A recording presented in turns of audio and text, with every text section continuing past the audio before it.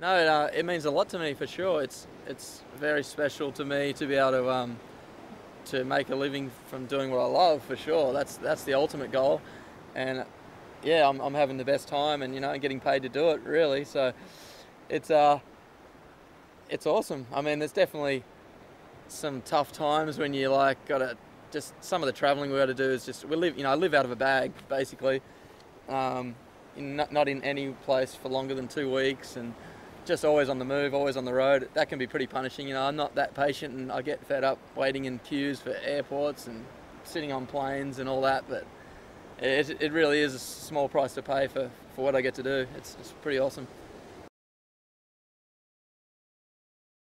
Not too bad. I mean, we all get along exceptionally well, considering what's at stake. We're all neck and neck fighting to win the next contest, and people are fighting to qualify, and everyone's trying to beat each other. But when we're out of the water, everyone is best friends, so it's pretty cool.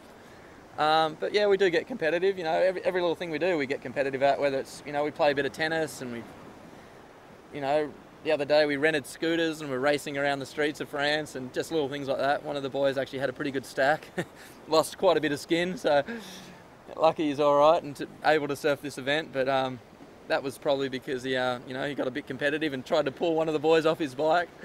But yeah, no, we have an awesome time. I like the first couple of events in Australia. It's just awesome to have a home crowd and such good waves normally at Snapper Rocks. That's always a fun one. And this year we actually got to go to Bali as well for one of the one-off events, and that was really cool. Bali's one of my favourite places in the world, so that was a cool one. But I really enjoy everywhere we go. There's nowhere I don't like, but I do like Australia.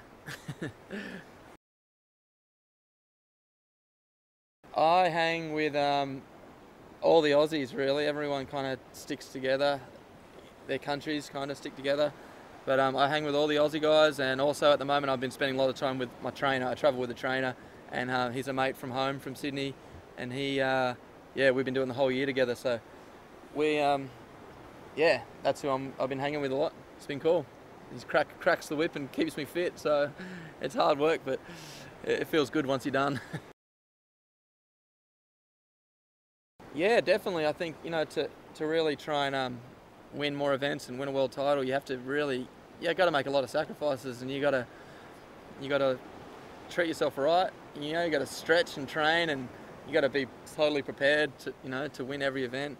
And yeah, that's why I've taken him on. I want to do well, and it just helps me. If I surf so much and don't look after myself, I just start getting sore in certain places, and just start feeling lazy if I don't train. And yeah, it's good to have someone to crack the whip and help you do it, because it is important if you want to succeed, I think. Life on tour's changed a lot. Just like I mentioned, just people are taking it more seriously by taking on trainers and dietitians, and people are looking after themselves. And for me personally, I'm much more organised than I used to be. Like everywhere I go, we go to the same places, so everywhere I go I've just got everything dialed. It's all set up. I know people that just can look after me and know the right places to stay, right places to eat. And I've got my trainer, and just everything seems more organised. And I like to have it all set up, so all I have to do is kind of show up and surf. That's all I'm really good at. I'm not good at anything else, so I just try and get other people to help me with certain things, and then get out there and surf, and that's all I have to worry about. So yeah, I feel much more organised, and it helps. By a lot, yeah. I think leaps and bounds. The level's risen. The new guys just got such a carefree approach. Like they just go for crazy manoeuvres. They kind of surf competition like they would free surf or shoot for photos and video. They just throw everything at it, and that's good, because that's the way I like to surf too. Because it's hard to surf, conservative sometimes. Sometimes for competition, or most of the time, they judge the best wave, and not what you actually do on it. it's been that case for a while, but now the judges are starting to recognise, like, even if you catch a smaller, lesser wave, but you do something crazy on it, they're going to score you for it, which is much better because there's not so much luck factor involved. You know, in the past there's been you had to rely on like the ocean cooperating, and you have to catch the best wave to win. But now it's like you can catch a smaller wave, do a crazy manoeuvre, and then they'll reward you for it, which is much better because, like I said, it just eliminates a little bit of that luck factor. But yeah, all the new guys, that's the approach they have, and I like it because it makes me surf the same way.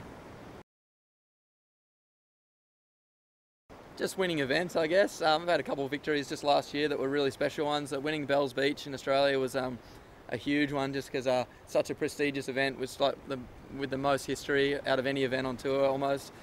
And there's a big bell that you get your name etched into, and it's an awesome, prestigious list of names, and I was really stoked to get my name on that one.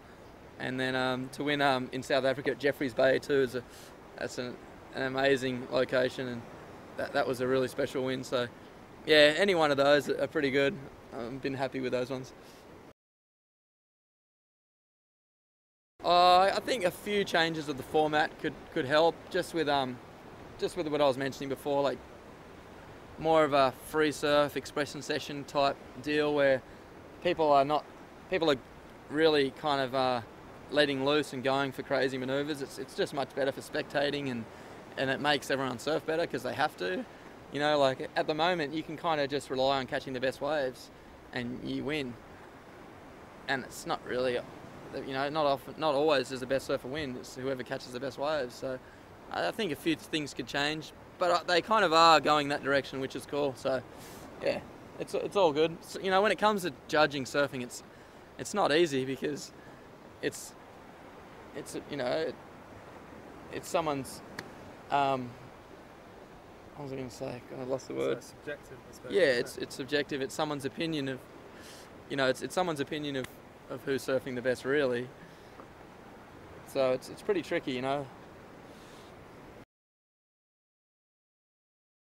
Yeah, I know. I've finished every position in the top 10 except for number one. It doesn't bother me that much. I'm having an amazing time, and I've been stoked to win events and just live this life that we all get to live. It's pretty amazing. But yeah, it's always still in the back of my mind, that one place I haven't finished is at the top. So yeah, that's what I'm here for still. That's what I'm trying to do. It's just there's a lot of sacrifices you have to make, like I said, and not until now in my career have I been prepared to do it. I prefer to kind of just enjoy myself and have fun. But now that I've done that, I put the blinkers on and I've got my trainer and I'm trying to win. So yeah, I'm fine with it. I'm enjoying whatever I finish. Yeah, it's to win a world title. Like I said, it's the only thing I haven't done. It's the only place I haven't finished. So, seeing Kelly do it at 36 or however old he is just makes it realise it's possible to do anytime, really. Even though he's quite an exceptional human being, he's very talented and very flexible and fit. But I can see myself doing the same thing. So I'm going for that first place.